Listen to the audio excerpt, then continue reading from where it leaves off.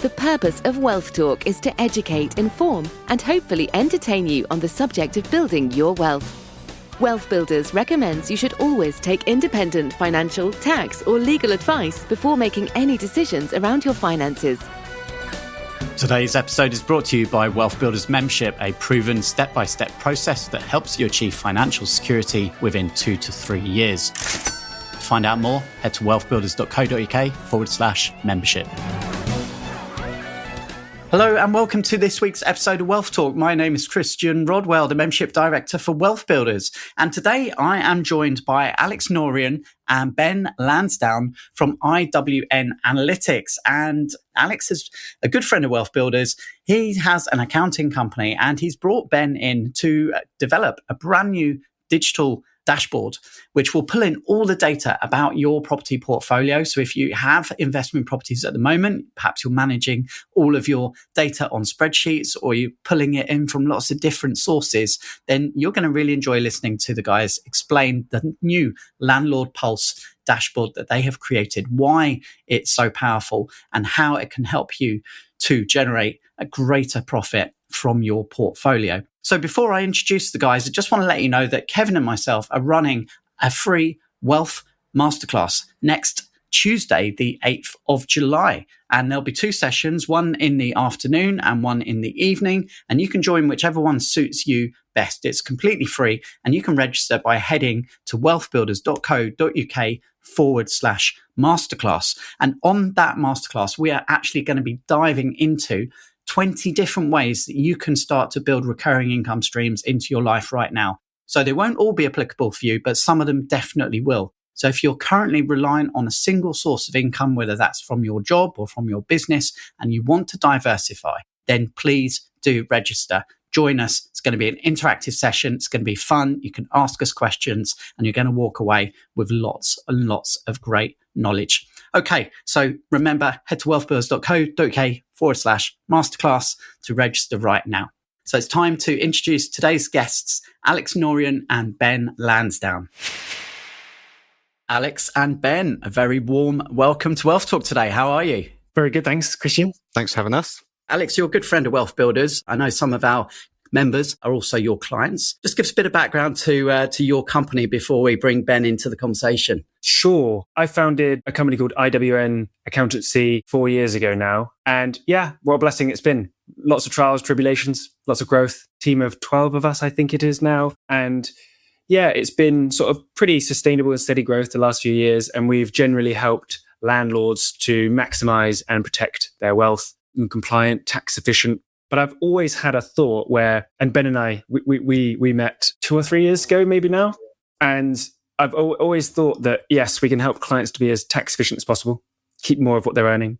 We can help them to be compliant so they can sleep at night.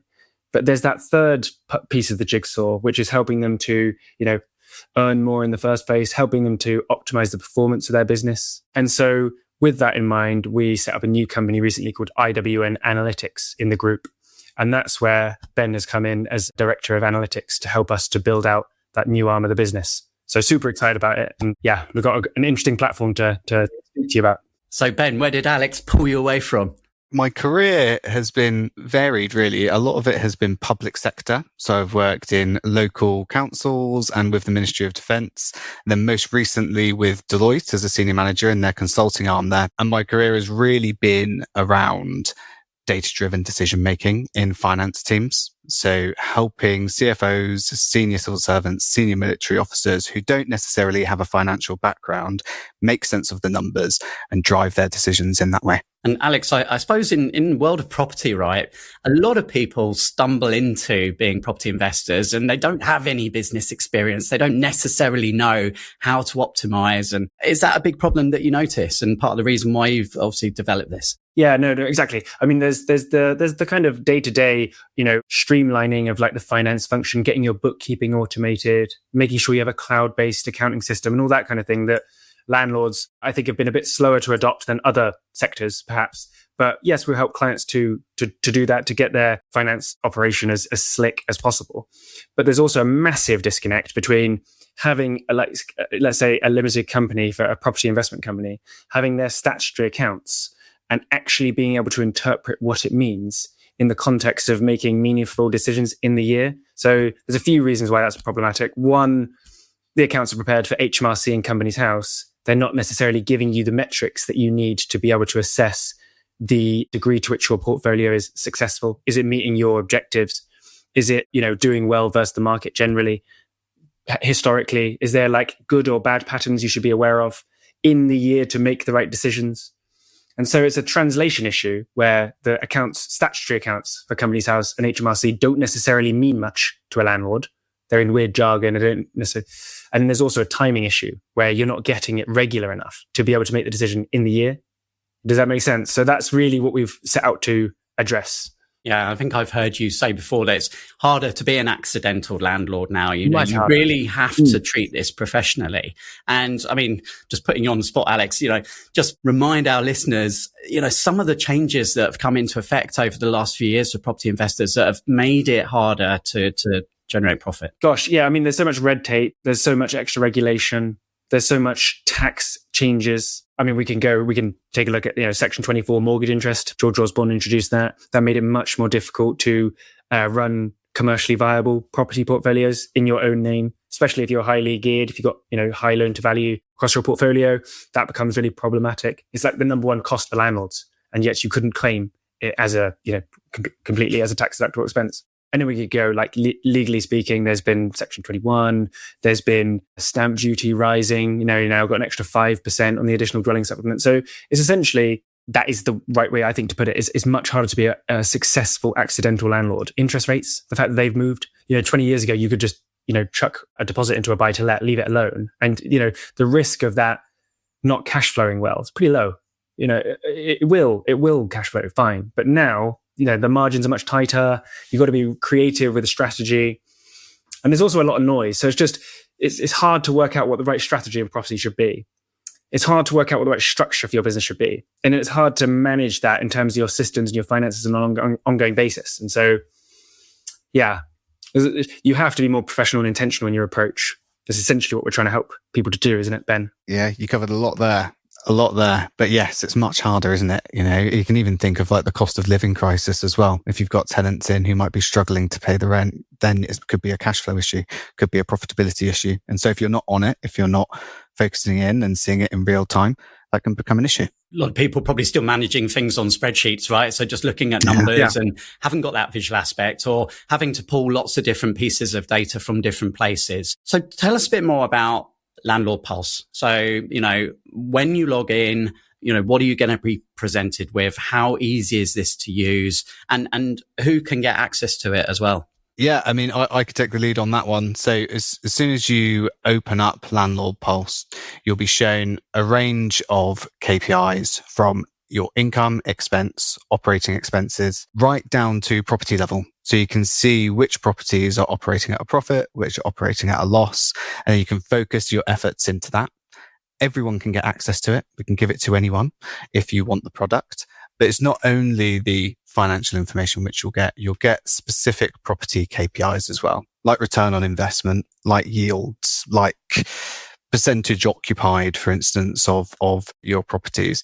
So we've tried to build in lots of different aspects that we think property portfolio owners will see as valuable, and present it in a way which is easy to understand to help focus the efforts and focus the decisions to be made in those places. And where's the data actually coming from? Are we feeding that in ourselves? Is it coming from the accountant side?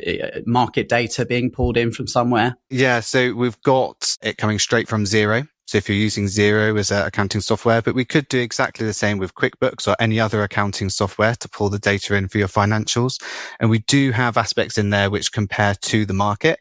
And this is coming from Rightmove, Zoopla, on the market. And so you can see average rental prices for similar properties in a similar area, and also average asking prices. So you can start to compare the yields which you're receiving on your properties to similar properties in that area if you were to look at the market rates at that point in time. So Alex, have you got any like user cases from some of the test clients perhaps where, might have been unaware of certain aspects and, they've suddenly seen it visually in front of them that there's some, quick changes that they can make? Just a quick one on the, you have the accounting software that's got all the data in it, but it's about having that data in an easily digestible and meaningful format. So it's presented so that you can make the right decision. It's like the sea of data is too much. And so what the dashboard does is it just specifically for landlords, it distills what is the important things they should be focusing their attention on. And then that goes to, we could think of a scenario where we could say, okay, well, across these 40 properties in a portfolio that a client had, they're above average in terms of gross yield versus the local postcode that they are. So we can get that snapshot. But the net yield seems problematic. That's below the average. So we can say, okay, why is that? And then we can drill down directly into the relevant costs and see what problem that was in what month for which property super quickly. Like it enables you to just drill down into the underlying data very quickly. So you wouldn't have got that from Xero or QuickBooks or Sage. You wouldn't have had that ability to interpret the data in that way. And there's a few other things like being able to measure as landlords, you hope your property cash flows, but also you're really focused on medium-term, long-term capital growth.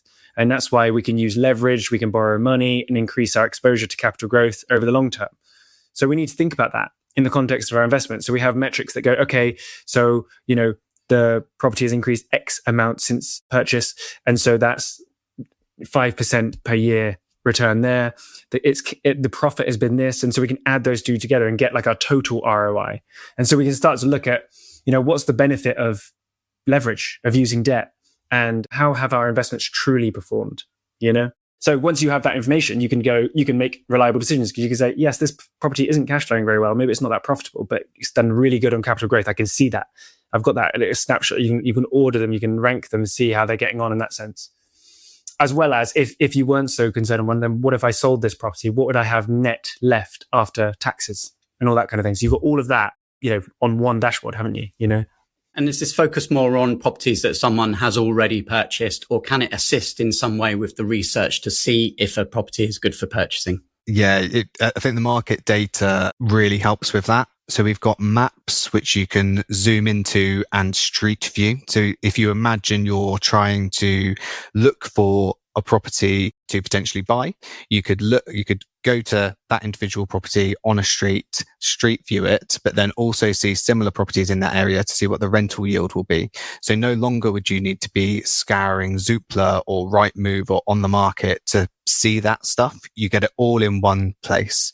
Zoom in, see where you want to go, see what prices they are, see what the rental yields are, see what the access is like, see what the property looks like, all in one place. And is this aimed at a particular type of property investor, someone who's, right at the beginning, maybe has one or two properties? Would it be suitable for them?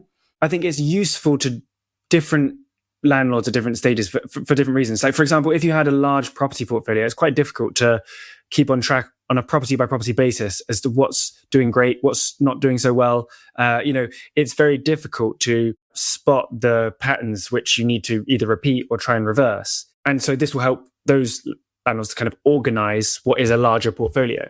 And then when we think about clients like 5 or less properties, it's really helping them to make the right decisions in terms of deals for prospective deals that are showing themselves. I don't know what else you might add to that, Ben. Yeah, I think that it will be a common assumption that this would just be for larger landlords, but actually you want to start as you mean to go on. Right? You want to be able to plan and manage your finances from day one. And then that sets you up with lots of good behaviors. So then as you scale and as you grow, you've already got those behaviors. You already know how to delve into the data and how it's going to help you grow as a business. I know, obviously, this is still early stages. Have you looked at like pricing models, subscriptions? How are you approaching the cost of this for an investor? Yeah, so we're looking at an upfront cost to get it set up. And then we're looking at an ongoing subscription model. And for that, because we're looking at what we're going to include in that subscription as well. So there's obviously, the power of building out communities and groups. And ultimately, we've got already a large set of landlord clients in our accounting business. So we want to be able to help those people and create a community where people are more sort of growth focused. People are helping each other to do deals and they're helping each other to be successful, whatever their definition of that is. And we want to play a key sort of role in that. So that's the ongoing subscription is the product itself, but we want it to be more than that. We want it to be a real experience that helps people to, make their investment into property as successful as it can be, essentially. Yeah, and for that reason, you're giving people the opportunity to book a demo with you, aren't you? Obviously, no cost to that, to view the platform and see if it's the right fit for them. We'll put a link in the show notes. So if you're listening now and you think this sounds really good, then absolutely click on that link right now and get booked in with the guys. They'll show you around. And you're talking about community. Well, actually, just tell us, what can people expect on that demo? So, walk us through what will happen. For me, I think that's essential for people. If you're interested in any way, come and have a look, because it's actually quite difficult, isn't it, Ben, to explain the reason why this is powerful is because of how it's presented. Like as I said, most of the data will be present in your accounting software already. So it's the fact that it's in there, we know from our experience, that doesn't mean that landlords are able to interpret it and make the correct decision in the year. That's the most important thing they're trying to achieve. So it's being able to see the dashboard and able to go, oh yeah, right, that, yeah. So that is highlighting that I need to pay attention to that specific metric because it's not in line with market, or it's worse than it was last year, or it's not in line with the budget, or, so it's really sort of like focusing the brain to like, okay, what should I really be changing or repeating, etc. Anything to add to that, Ben? Like I say, the way which I've done these things in the past and who I've presented these things in the past are people who are really good operationally, but data, as we become in a more sort of data-centric world, it grows and it's really hard to understand. So having something which pulls all of that together in an easy to understand way to focus your efforts is really, really important and really beneficial. I've seen the platform you showed me, Alex, and it really does blow you away. So if you're listening now and you're an investor, I would absolutely get booked in. There's absolutely nothing to lose by having a chat with you both about this. And yeah, I mean, look, anything else that you'd like to add, just as a general, kind of note for property investors and where you see things heading over the next few years, Alex? From a tax perspective, let's go from tax is where I suppose I'd know the most. Yeah, I'll be honest, I'm not overly bullish on the outlook. Obviously we got the autumn coming, autumn statement again. And though there's not many concrete rumors yet, they'll no doubt start circulating. And for me, I don't think it's going to be any positive changes. And there may be more negative changes for landlords, which I hate to say that because we want to be as optimistic as possible. But the thing is, there is always opportunity. And in really the degree to which we have like control, we have control over the way in which we structure portfolios. We have control over how we manage them on an ongoing basis. Part of that's finance and accounting. And you need to make sure you have the right people in your corner to, you need to have a good accountant, you need to have good brokers, you need to just really lean on the professionals. This is where you need to treat it as if it's a profession, really important that happens. Because there's just so many pitfalls, there's so many ways that it can go wrong if it's not done properly. But ultimately, I'm still bullish on property as an investment. The UK property market is solid. Demand is huge. There's obviously undersupply. As far as I'm concerned, it's a great investment. You don't get leverage like in other investments, like you do with property. SSAS pensions, as in the webinar I did this morning with Kevin, SSAS pensions for investing into property. It's solid. It just needs to be done in the right way. As with everything that we talk about and teach at WealthBuilders, it's about, being diversified, trying to have as many multiple income streams. And if property is your thing, then look at how you can diversify within property. And the tools that you guys are now bringing to your clients are going to give people a head start on that for sure. Kevin had a good insight, in fact, about ROI, relationships, opportunities, and ideas. And I think it's right. You build connections and you have advisors and you have colleagues and other people in the sector and everything like that. You build those relationships, opportunities present themselves, and you come up with ideas. And this is not dissimilar. Someone watches this podcast, maybe books in some time with us. We can build a relationship and we can look at what opportunities there are. The nice thing about this, Ben, is that we built it from scratch, haven't we? So, and it's iterating as we go. We're building it for landlords. So if we encourage people to come and check it out and let us know how they think it could be better, and we can build that in, Well, that's a really good point.